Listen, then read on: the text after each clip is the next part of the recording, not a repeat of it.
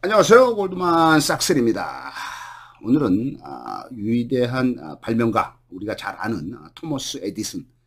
토머스 에디슨이 유명한 발명가죠. 우리가 잘 알죠. 천재는 뭐 99%의 뭐 노력과 뭐 1%의 영감에 의해서 된다. 말해서 노력을 해라. 뭐 이런 말도 에디슨이 했지만은 그 에디슨에 못지않은 또 다른 위대한 발명가인 니콜라 테슬라에 대해서 알아보겠습니다.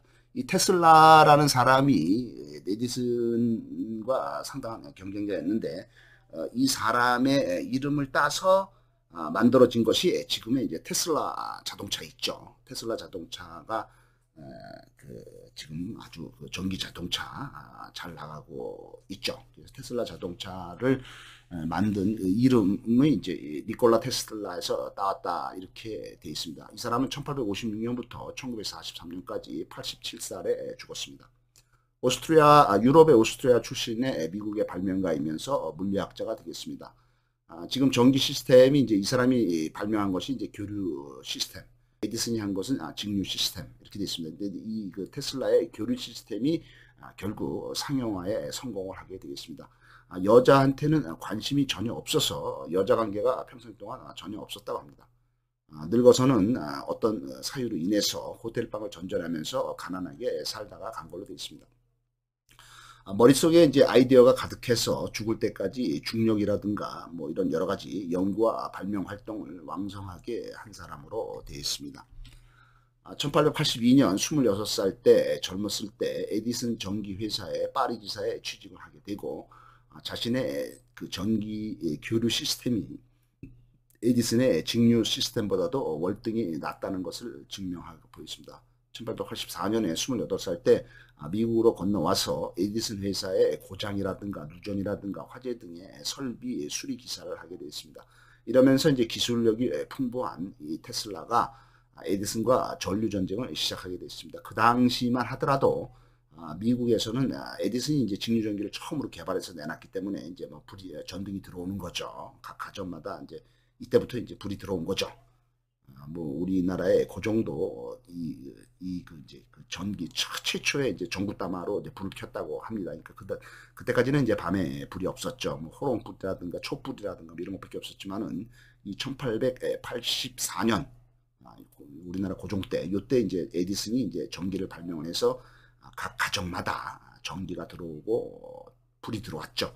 하지만 이제 그 공급 시스템이 이제 에디슨의 직류 시스템이었고 에디슨이 처음 시작을 했기 때문에 그 당시 뉴욕에 수백 개 뭐 비싸고 보급이 안 됐기 때문에 대부분의 서민들은 뭐 쓸 수가 없었고 이제 부자들 뉴욕에 있는 수백 명의 부자들 개인 저택하고 그다음에 이제 그 돈이 많은 기업의 공장들, 극장들 이런 데서는 직류 시스템을 이용한 전기를 공급하고 있었습니다.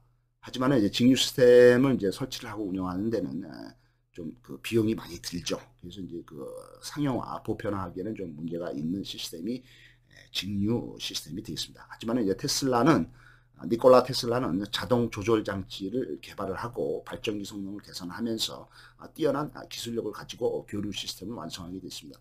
이런 그 아주 뛰어난 기술자를 놓치기 싫은 에디슨이 테슬라한테 내가 너 보너스 5만 달러를 주겠다. 5천만 원이죠.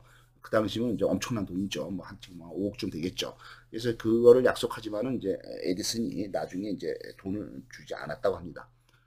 기술자로서의 이제 최고의 명성을 얻은 테슬라는 에디슨의 회사를 사표를 내고 나와서 1887년에 31살 때 테슬라 전기 회사를 창업하게 됐습니다. 여기서 열심히 일하고 많은 특허도 얻게 되겠습니다. 그 당시에 이제 그 대기업인 웨스턴 유니언 전신 회사가 있는데 이 회사가 이제 테슬라한테 자금을 지원해주고 월급 2,000달러를 받으면서 200만 원이죠. 그 당시 200만 원은 엄청난 돈이죠. 받으면서 웨스팅하우스의 그 설비를 직류에서 교류로 바꾸는 작업을 하게 되었습니다. 전류 전쟁이 시작이 되자 에디슨이 이제 이 테슬라의 교류 시스템을 비난하는 선전, 소송, 음모를 하게 되겠지만 대선은 교류로 승리가 되겠습니다. 1893년 37살 때 드디어 나이아가라 위원회가 웨스팅하우스와 계약을 맺으면서 웨스팅하우스가 이제 교류를 한 회사, 전진 회사죠.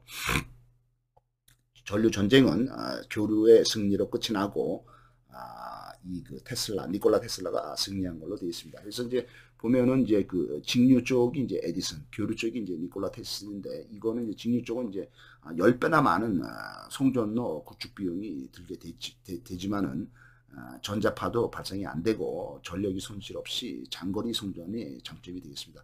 하지만 이 교류 쪽은 장거리 송신할 때는 상당한 전력이 손실이 되지만은 전압을 변경하는 것이 용이하고 저렴한 송전망 구축 비용에 이점이 있어서 결국에는 교류가 승리한 걸로 되어 있습니다.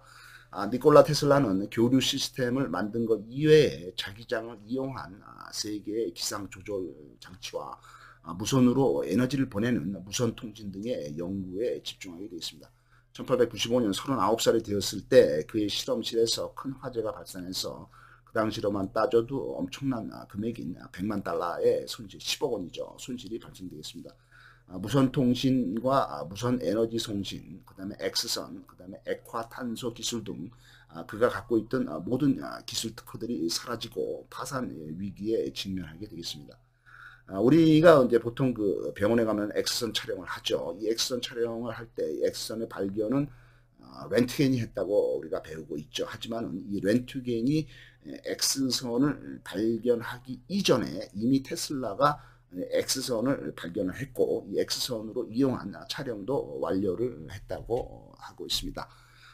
세상을 살면서 너무 감춰져서 안 보이게 살면 안 된다, 이런 교훈이 있습니다.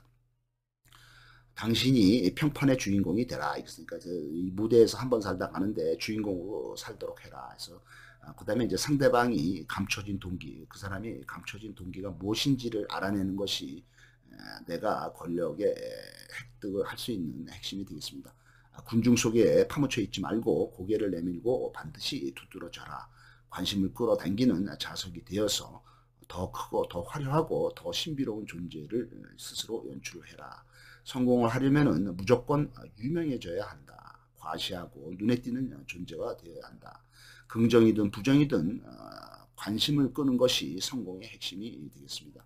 무시당하는 것이 가장 최악의 상황이 되겠습니다. 신비한 분위기를 연출해서 상대방들의 여러 군중들의 기대를 창출하라. 적의 평판에 구멍을 내라. 상대방이 좋지 않은 평판을 받도록 구멍을 내라 이거죠. 그래서 이제 상대방이 여론의 몰매를 막고 무너뜨리게 하라 하는 것이 또 하나의 처세술의 또 얘기가 되겠습니다. 감사합니다.